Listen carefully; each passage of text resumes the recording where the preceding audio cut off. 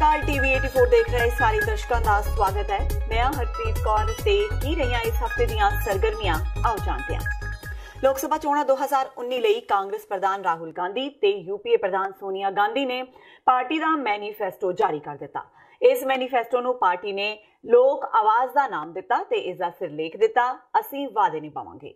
Manifesto जारी करन मौके राहुल गांधी ते सोनिया गांधी तो इलावा कांग्रेस की जनरल सकत्तर प्रियंका वाड्रा ते पार्टी के तमाम सीनियर आगू मौजूद रहे। राहुल गांधी ने इस मौके कहा कि उन्हां दा पूरा ध्यान रोजगार, किसान, भ्रिष्टाचार ते न्याय योजना ते है। राहुल गांधी ने दस्सिया कि मैनीफेस्टो विच 5 वड्डे विचार ने। उन्होंने कहा कि सालाना 72,000 रुपए देने वाला विचार गरीबी ते एक वार है ते किसानां ते गरीबां दी जेब विच सीधा पैसा जाएगा। उन्होंने दावा किया कि पीएम मोदी ने जो नोटबंदी करके देश की अर्थव्यवस्था नूं जाम कर दिता है वह इस स्कीम नाल खत्म हो जाएगी। राहुल गांधी ने प्रधानमंत्री नरेंद्र मोदी नूं देश की सुरक्षा के मुद्दे ते बहस करने की चुनौती भी दी। राहुल गांधी ने प्रधानमंत्री नरेंद्र मोदी ते हमला करदियां होया कहा कि चौकीदार किधरे लुक गया है पर वह भज नहीं सकता। मैनिफेस्टो में 5 बड़े आइडिया हैं। हमारा हाथ का सिंबल है और 5 हमारे मेन थीम्स है। सबसे पहला थीम न्याय का थीम। प्रधानमंत्री ने कहा कि 15 लाख रुपए हर बैंक अकाउंट में डालेंगे और वो झूठ था। पूरा देश जानता है कि वो झूठ था। हमने उनकी बात पकड़ी और मैंने मैनिफेस्टो कमेटी से पूछा और कहा कि सच्चाई निकाल के हमें दीजिए। हिंदुस्तान के गरीब लोगों के बैंक अकाउंट में सचमुच हिंदुस्तान की सरकार कितना पैसा डाल सकती है? और एक नंबर दिया उन्होंने मुझे, 72,000 रुपए हर साल। गरीबी पर वार 72,000। और यह कांग्रेस पार्टी की पहली गारंटी है कि हिंदुस्तान के 20% सबसे गरीब परिवारों को हर महीने उनके बैंक अकाउंट में कांग्रेस पार्टी की सरकार डायरेक्ट पैसा डालेगी। दूसरा, चिदंबरम जी ने कहा सबसे बड़े 2 मुद्दे हैं, रोजगार और किसान। देश में युवाओं को रोजगार नहीं मिल रहा है। नरेंद्र मोदी ने 2 करोड़ की बात की, झूठ।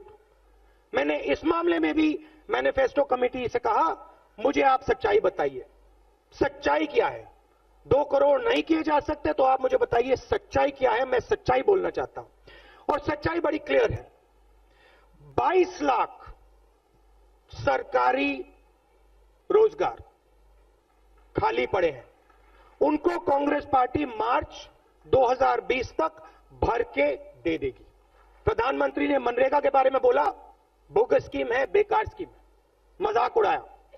आज पूरा देश जानता है कि मनरेगा ने हिंदुस्तान की कितनी मदद की थी।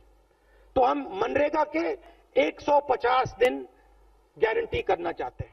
कांग्रेस के चोण मैनीफेस्टो ते पंजाब भाजपा प्रधान ने मैनीफेस्टो नूं झूठ ते लारियां दा पुलंदा दस्सिया ते पंजाब दी कैप्टन सरकार नूं लपेटे विच लिया।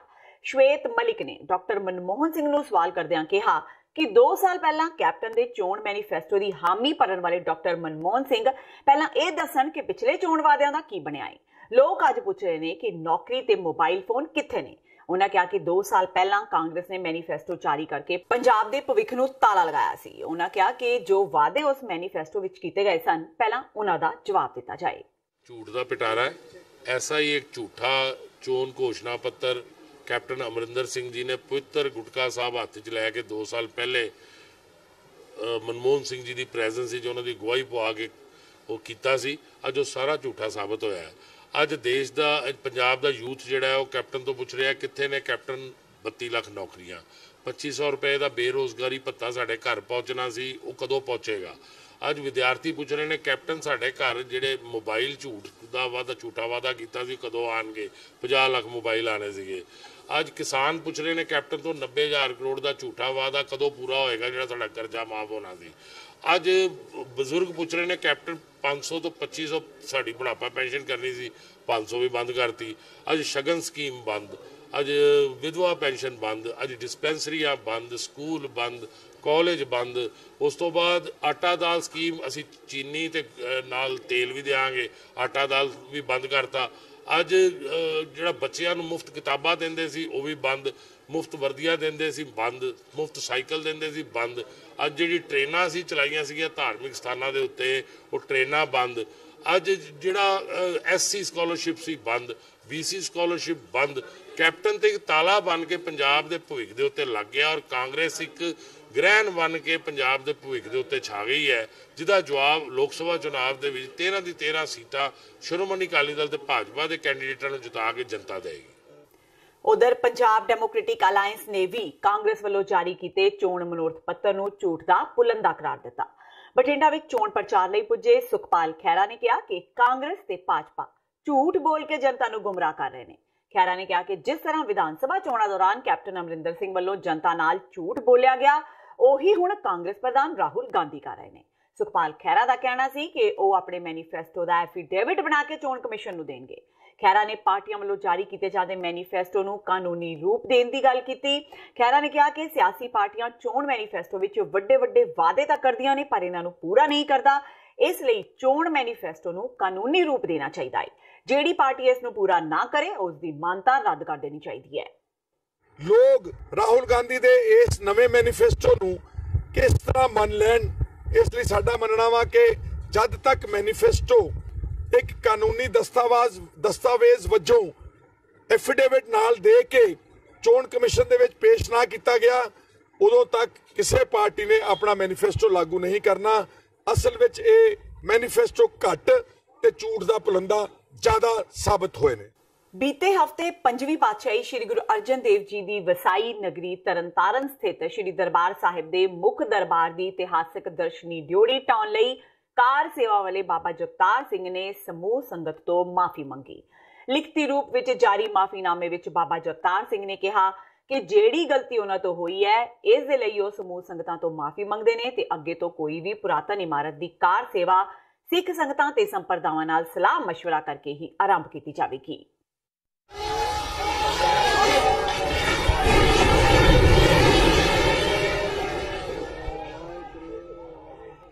ਦਰਬਾਰ ਸਾਹਿਬ ਦੀ ਪੁਰਾਤਨ ਡਿਓੜੀ ਨੂੰ ਦੇਖਣ ਬੀਤੇ ਮੰਗਲਵਾਰ ਨੂੰ ਪੰਜਾਬ ਏਕਤਾ ਪਾਰਟੀ ਦੇ ਮੁਖੀ ਤੇ ਵਿਧਾਇਕ ਸੁਖਪਾਲ ਖਹਿਰਾ ਤਰਨਤਾਰਨ ਪਹੁੰਚੇ।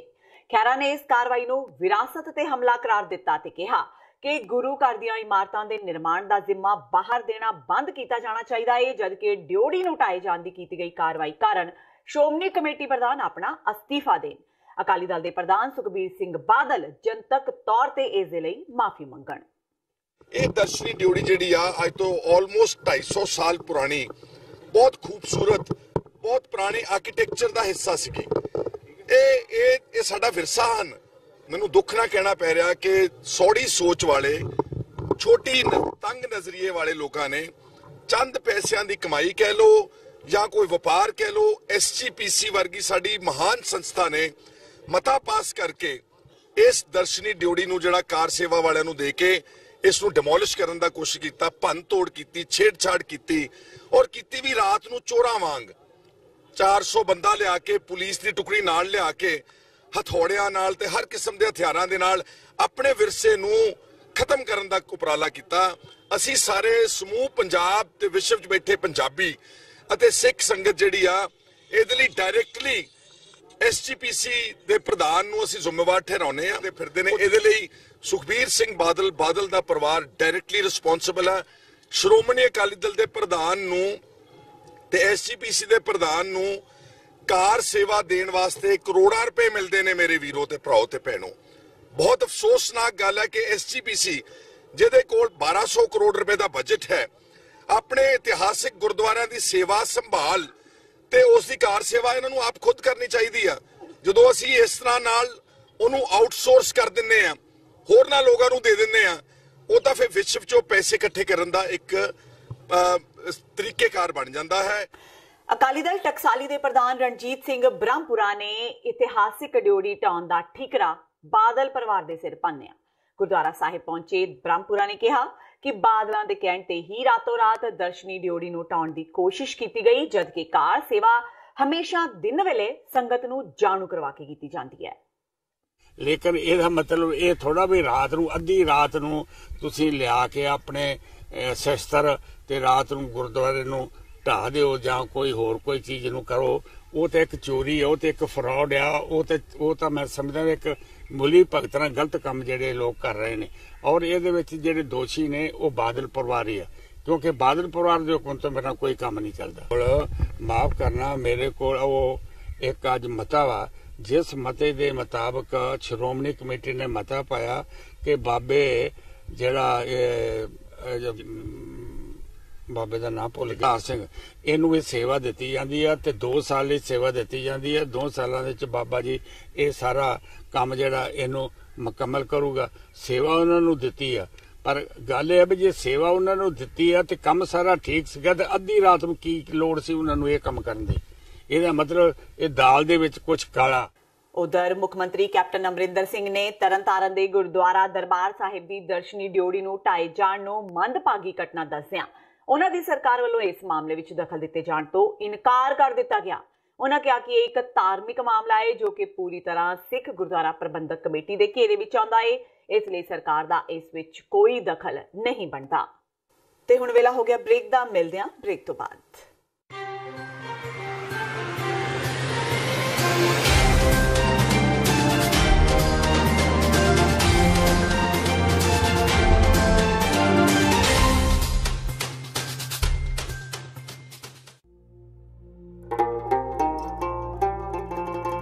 ਬਚਾ ਲਿਆ ਬਾਬੇ ਨਾਨਕ ਦੀ ਬਾਣੀ ਨੇ।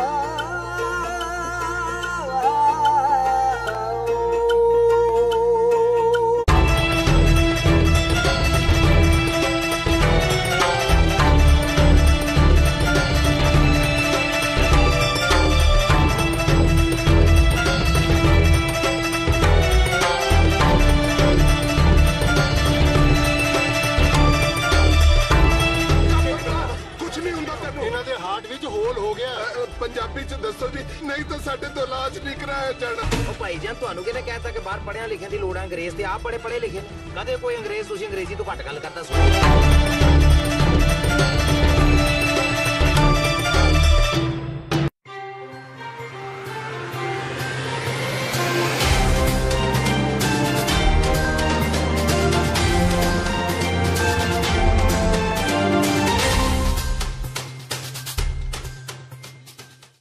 ब्रेक तो बाद TV84 ਦੇ ਦਰਸ਼ਕਾਂ ਦਾ ਸਵਾਗਤ ਹੈ। ਚੰਡੀਗੜ੍ਹ ਤੋਂ ਕਾਂਗਰਸ ਦੀ ਉਮੀਦਵਾਰੀ ਮੰਗਣ ਵਾਲੀ ਨਵਜੋਤ ਕੌਰ ਸਿੱਧੂ ਨੂੰ ਇਸ ਹਫ਼ਤੇ ਕਾਂਗਰਸ ਨੇ ਟਿਕਟ ਤੋਂ ਜਵਾਬ ਦੇ ਦਿੱਤਾ। ਕਾਂਗਰਸ ਨੇ ਇਸ ਹਫ਼ਤੇ ਚੰਡੀਗੜ੍ਹ ਸੀਟ ਤੋਂ ਪਵਨ ਕੁਮਾਰ ਬਾਂਸਲ ਨੂੰ ਟਿਕਟ ਦਿੱਤੀ। ਟਿਕਟ ਨਾ ਮਿਲਣ ਤੇ ਪੱਤਰਕਾਰਾਂ ਨਾਲ ਗੱਲਬਾਤ ਕਰਦਿਆਂ ਨਵਜੋਤ ਕੌਰ ਸਿੱਧੂ ਨੇ ਕਿਹਾ ਕਿ ਉਹਨਾਂ ਨੂੰ ਟਿਕਟ ਨਾ ਮਿਲਣ ਦਾ ਕੋਈ ਦੁੱਖ ਨਹੀਂ ਹੈ। ਬੀਬੀ ਸਿੱਧੂ ਨੇ ਕਿਹਾ ਕਿ ਚੰਡੀਗੜ੍ਹ ਵਿੱਚ ਤਾਂ ਉਹਨਾਂ ਦਾ ਕੋਈ ਹਮਾਇਤੀ ਹੀ ਨਹੀਂ ਸੀ ਤੇ ਉਹਨਾਂ ਨੇ ਸਿਰਫ ਮਹਿਲਾ ਉਮੀਦਵਾਰ ਦੇ ਤੌਰ ਤੇ ਹੀ ਇਸ ਸੀਟ ਤੋਂ ਅਪਲਾਈ ਕੀਤਾ ਸੀ। ਉਹਨਾਂ ਕਿਹਾ ਕਿ ਪਵਨ ਕੁਮਾਰ ਬਾਂਸਲ ਨੂੰ ਚੰਡੀਗੜ੍ਹ ਵਿੱਚ ਬਹੁਤ ਹਮਾਇਤ ਹਾਸਲ ਹੈ ਤੇ ਪਵਨ ਕੁਮਾਰ ਬਾਂਸਲ ਜੇਕਰ ਉਹਨਾਂ ਨੂੰ ਚੋਣ ਪ੍ਰਚਾਰ ਲਈ ਕਹਿਣਗੇ ਤਾਂ ਉਹ ਜ਼ਰੂਰ ਜਾਣਗੇ। बिल्कुल बट पार्टी दी मैं हमेशा कहनी हाँ भी कार्यकर्ता वही चंगा, हर कार्यकर्ता नूं हक है कि वो अपनी कैंडीडेटर के लिए अप्लाई करे, पर लड़ाई उदों तक होंदी है जदों तक तुसीं अप्लाई कर रहे हो। एंड मेरा तो इत्थों कोई सी भी नहीं वाली वारस जिहड़ा मैनूं सपोर्ट करता, मैनूं पता भी सी क्योंकि पवन बांसल जी इन्ने साल दे इत्थे दे लीडर रहे हैं, जिन्ना संगठन इत्थे दा सारा सी मैनूं भी पता सी उन्हां नूं सपोर्ट करना ते उन्हां दा ही नाम लेता। सो मेरा तो कोई नाम लेने वाला भी नहीं सीगा उत्ते। सो मेरी तो एक ट्राई सी एज ए लेडी कैंडीडेट भी शायद ग्राउंड लैवल सर्विस च मेरा नाम आ जाए, बिकॉज लोगों के जोश नूं देखते हुए तो उस दे बेसिस ते मैनूं मिल जाए। पर एक बार जदों टिकट मिल जाए दैन पार्टी लिए सिंसीयर हाँ, इसलिए कैंडीडेट लिए भी सिंसीयर जरूर रहांगे, क्योंकि मेन मकसद यही है कि बीजेपी सरकार नूं हटाना है ते कांग्रेस नूं जिताना है। इस हफ्ते सुखबीर सिंह बादल ने पंजाब सरकार द्वारा बनाई गई SIT ते निशाना साधिया ते कहा कि कुंवर विजय प्रताप सिंह ਜੋ ਕਿ ਕਾਂਗਰਸ ਦੇ ਹੱਕ ਵਿੱਚ ਕਾਰਵਾਈ ਕਰ ਰਹੇ ਨੇ। ਇਹ ਸਾਰਾ ਕੁਝ ਅਕਾਲੀ ਦਲ ਦੇ ਪ੍ਰਤੀ ਰੰਜਿਸ਼ ਦੇ ਚਲਦਿਆਂ ਕੀਤਾ ਜਾ ਰਿਹਾ ਹੈ, ਜਿਸ ਵਿੱਚ SIT ਵੀ ਕਾਂਗਰਸ ਦਾ ਹੀ ਕੰਮ ਕਰ ਰਹੀ ਹੈ, ਨਾ ਕਿ ਉਹ ਠੀਕ ਢੰਗ ਨਾਲ ਜਾਂਚ ਕਰ ਰਹੀ ਹੈ। ਸਗੋਂ ਉਹ ਕਾਂਗਰਸ ਦੇ ਇੱਕ ਵਰਕਰ ਬਣ ਕੇ ਜਾਂਚ ਕਰ ਰਹੀ ਹੈ, ਜੋ ਕਿ ਸਰਾਸਰ ਗਲਤ ਹੈ। ਅਜਿਹਾ ਨਹੀਂ ਹੋਣਾ ਚਾਹੀਦਾ, ਕਿਉਂਕਿ ਗੋਲੀकांड ਦੀ ਜਾਂਚ ਪਹਿਲਾਂ ਹੀ CBI ਕਰ ਰਹੀ ਸੀ ਤੇ ਦੂਜੀ ਏਜੰਸੀ ਉਸ ਦੀ ਜਾਂਚ ਨਹੀਂ ਕਰ ਸਕਦੀ। ਇਸ ਲਈ ਕੁੰਵਰ ਵਿਜੇ ਪ੍ਰਤਾਪ ਸਿੰਘ ਕਾਂਗਰਸ ਲਈ ਕੰਮ ਕਰ ਰਹੇ ਨੇ ਤੇ ਇਹ ਸਾਰਾ ਮਸਲਾ ਰਾਜਨੀਤਿਕ ਰੰਜਿਸ਼ ਦੇ ਤਹਿਤ ਕੀਤਾ ਜਾ ਰਿਹਾ ਹੈ। That is exactly what I'm telling you. Case Golikand Kapurthapuram ਦਾ ਜਿਹੜੀ sacrilege the case ਹੈ, ਸਾਰੇ ਆ with CBI. They don't have authority to even investigate those. As per law, ਜਿਹੜੀ agency investigate ਕਰ ਰਹੀ ਹੈ, second agency can't do it. That is what I'm telling you. Kumar Vijay Pratap is playing as a frontman of Congress Chief Minister and government. He's gone beyond the brief. He's breaking all laws. He's breaking all laws of the state. He's breaking the rules of his duty. He's going beyond his line of duty just to butter up his bosses. He thinks that pata nahi mainu kinia posting. उधर सुखबीर बादल दे इस हमले तो बाद कांग्रेसी आगुआं ने भी अकाली दल खिलाफ चोण commission नूं शिकायत दित्ती। पंजाब कांग्रेस के प्रधान सुनील जाखड़, कैबिनेट मंत्री सुखजिंदर सिंह रंधावा, तृप्त राजिंदर सिंह बाजवा, भारत भूषण आशू ते होर विधायकां ने चोण कमिशन कोल शिकायत दित्ती। सुनील जाखड़ ने कहा कि अकाली दल वल्लों IG कुंवर विजय प्रताप सिंह खिलाफ दित्ती शिकायत बेबुनियाद है। अकाली दल बेदबियां दे मामले विच चल रही जांच विच अड़चना पाउण दी कोशिश कर रहा है। जाखड़ ने कहा कि लोक सभा चोणां दौरान बेबुनियाद शिकायत लैके अकाली दल चोण कमिशन कोल पहुंचा सी ते कांग्रेस अकाली दल दी शिकायत लैके पहुंची है। और जिन्होंने अपराध किया था उन लोगों की जांच को रोकने का प्रयास अकाली राज के अंदर किया गया। उन लोगों को पकड़ने की दबिश जब पड़ रही है तो आके अकाली इलेक्शन कमीशन के पास दुहाई दे रहे हैं, कुछ ऑफिसर्स का नाम ले रहे हैं। मैं समझता हूं कि उसमें चाहे कुंवर विजय प्रताप सिंह जी हैं, चाहे कोई भी ऑफिसर है, सभी ऑफिसर बड़े एक कानून के दायरे में रह के कानून की प्रक्रिया को फॉलो करके अपना काम कर रहे हैं। उन लोगों को आज कंफ्यूज करने के लिए, उनको डिमोरलाइज करने के लिए, उनका हौसला तोड़ने के लिए अकाली इलेक्शन कमीशन के सामने दुहाई लगा रहे हैं। हमने आज इलेक्शन कमीशन से यही बेनती की है कि SIT अपना काम बहुत ही कानूनी तरीके से कर रही है। पंजाब के लोगों के आज भी दिलों के अंदर एक दर्द उबाल ले रहा है, उसके ऊपर मलहम लगाने की जरूरत है। उसके अंदर कोई भी ऐसा कदम इलेक्शन कमीशन ना उठाए जिससे कि सच्चाई सामने आने में देर लगे और SIT को अपना काम करने दे। किसी से भी पूछताछ करने की जरूरत है वो अपना कानूनी प्रक्रिया के तहत काम करें। परंतु कहते हैं कि चोर की दाढ़ी में तिनका, और अपने किए हुए कुकर्मों को, अपने पापों की वजह से आज अकाली जिन लोगों ने ये सांठ-गांठ रची है उन लोगों के दिल के अंदर आज एक बड़ी भारी बौखलाहट मची हुई है और वो इलेक्शन कमीशन की दुहाई दे रहे हैं। इलेक्शन कमीशन के पल्लू के अवार्ड में वो अपना पाप छिपाना चाहते हैं जो छिपेगा। आम आदमी पार्टी के पंजाब प्रधान भगवंत मान ने इस हफ्ते कांग्रेसी आगू ते कैप्टन अमरिंदर सिंह की पत्नी परनीत कौर ते निशाना विन्या। उन्हां परनीत कौर वल्लों बुलेट प्रूफ गड्डी की मंग ते सवाल चुकदियां कहा कि इस वार 19 मई नूं लोग बैलेट प्रूफ नतीजे देणगे जो कि बुलेट प्रूफ तो वध खतरनाक होणगे। उन्हां सवाल चुकिया कि अपनी ही सरकार दे हुंदियां महाराणी नूं बुलेट प्रूफ गड्डी दी की लोड़ पै गई। उन्हां कहा कि महाराणी दे महलां दे बाहर तंबूआं विच बैठी पुलिस भी इन्हां दी सुरक्षा कर रही है, फिर भी महाराणी नूं आम लोकां विच जाणों डर लग रहा है कि लोकां दी सुरक्षा कुछ नहीं।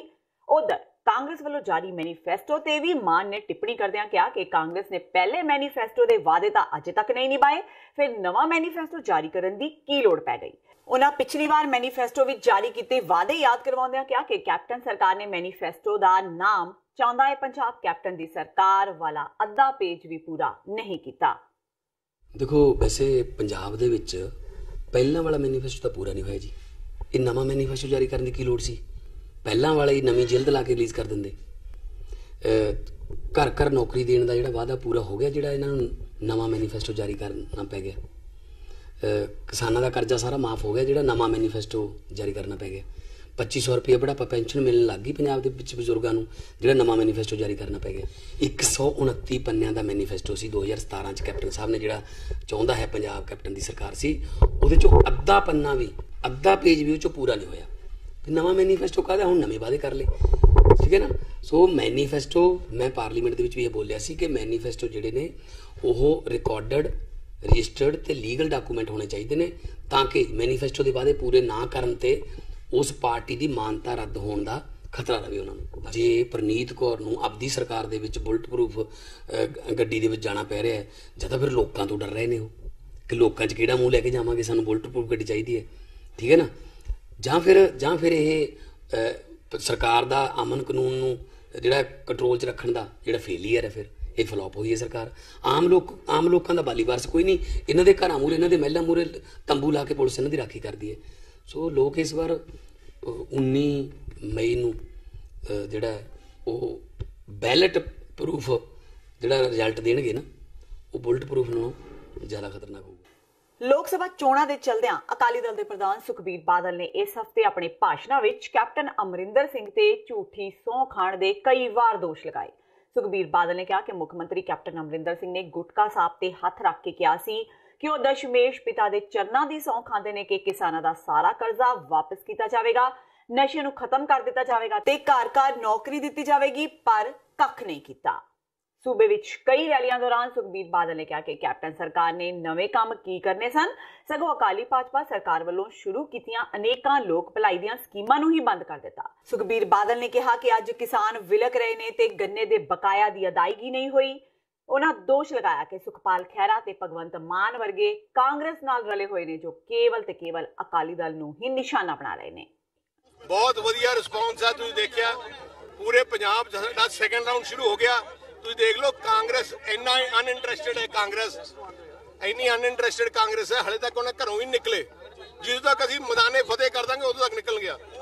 यार मैं कहना चाहना मैदान उन्हें आ गए, मैदान च हुण भुगतना पैना जिहड़ियां ने करतूतां कीतियां 5 साल लोकां दे सामने आउण ते पता लगू, जनता उन्हां नूं सबक सिखाऊगी। ते इस हफ्ते दीआं सरगर्मियां। हुण मैनूं हरप्रीत कौर नूं दिओ इजाजत। सत श्री अकाल।